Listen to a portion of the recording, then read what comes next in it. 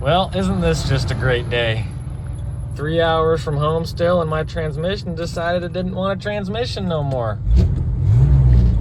Neutral. Neutral. Hey, at least park works, because I am on a hill. Now, before you ask, Caden, was that you stranded on the side of the road for 6 hours right outside of Boise? Yes, that was me. It kind of looked like me, so it was me, okay? Yeah, I decided to drive to Boise to look at a piece of garbage Jeep. Turned out not wanting it, and then on my way out of town, transmission started making this funky noise, and I thought it was just the flywheel bolts hitting on the access cover, so I took a look, wasn't that. Figured out it was coming from the top end, probably like gears smacking each other or something. Signs of basically your transmission pump going out. Decided to try to make it back 4 hours. Lost all my gears an hour outside of Boise, luckily going down a hill. And then I ended up sitting there for 6 hours because my parents came to get me, but they were 4 hours away and I had to wait an hour for my dad to move some meetings around at work. But got me home, and this is where we are now. We're gonna take a look at what's in the pan, see what kind of damage we can see there, and go from there. Let's get started. So unfortunately, this is not what I wanted to see. It's normal to have a little bit of metal shavings in your transmission pan, like a little bit, but this is like a glitter fest in here. And even this magnet right here that helps catch things to keep them from going in the filter. I mean, this whole thing covered in metal shavings. Anyways, you can see even right there, there's a little straggler, if that's even a word, hanging off of the filter. That's a piece of metal, and it is sparkly all under there. So this is not looking good so far. And pulling the transmission out is gonna have to happen anyways, because you can see that's my bell housing. That's a big hole, a big chunk missing out of the bell housing. And this crack goes all the way around to one of the mounting bolts. So this needs to be replaced anyways, especially if I'm gonna throw just another used transmission in it, which is probably what's gonna happen. Okay, let's try this again. Okay, that's not horrible, but it is heavy.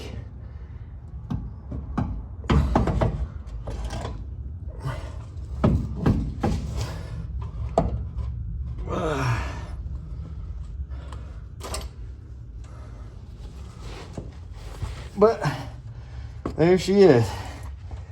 Whew. Forgot to disconnect the breather. Boop. This frickin' brace right here has been making me pull what's left of my hair out. Look at this. It is tight up against both sides of the frame. You have your torsion bars here, so you can't just pull it down and out. You basically have to figure out a way to twist it and get it out. I've been messing with this for probably an hour and a half. It'll come out one way or the other. I might just cut it in half right there, and then just weld it back together when it's ready to go up. This thing's making me go freaking insane. First of all, we all need to just take a moment to admire this rusty U-bolt. It did not break when I took the nuts off. Usually these things just snap, but it broke loose and the clamp even came off. It wasn't rusted together. Huh. So I'm at the point now where the exhaust is free from the manifold, ready to come out. All I have left to do now is cut the exhaust right there. Rest of this can come out, and then I'll just redo the exhaust from here back once the transmission's back in. But aside from that, I'm about ready to start undoing the bell housing bolts and getting this thing finally out of the truck. There it is. That was fun. What's probably gonna happen is I'm gonna take the tail section off, and then this part is gonna get stripped, and it's gonna go to a welder because I have that big old crack in it right there. I don't know how that happened. It was not like that when I bought it, but that needs to hopefully get welded. If not, I might even have to get a whole new bell housing. So we'll see what happens there.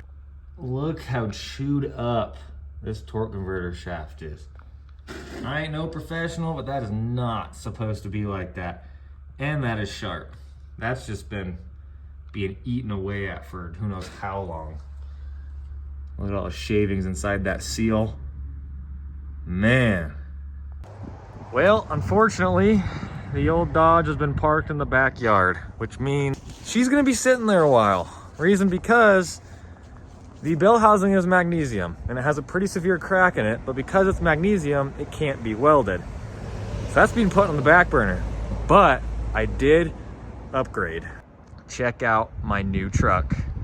2006 Chevy Silverado 2500 with the 6.0, 193,000 miles. This thing's not horrible.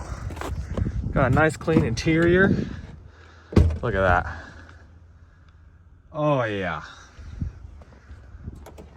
And it came with a car trailer. I've just been using a car dolly. My favorite part, the big boy brush guard. Oh yeah.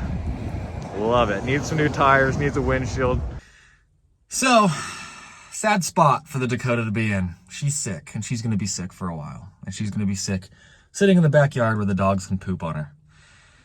That happens though. With the amount of projects that I have way too many cars in the driveway, so I have to hide this one back here. But no shops want to trust the transmission because it's magnesium, so they won't weld it together. I know the transmission's bad, torque converter's bad, pump's toast. I tested that before I pulled it out. Wasn't getting any fluid out of the line. And so I'm not even gonna waste time digging into it any further. I know the gears are bad because I ran it without the pump for an hour coming back from Boise because I'm an idiot. But I mean, it was worth a try. It's really the only way I had to get back home. Anyways, she's gonna sit back here for a while. I do want to do something with it. I've always wanted to make this into a sleeper, like swap the body onto a TRX frame or something and just give it an insane amount of horsepower whenever I can afford to do that. But until then, thanks for watching. I'm gonna sit here for another hour and pretend to drive this thing one last time and on to the next project.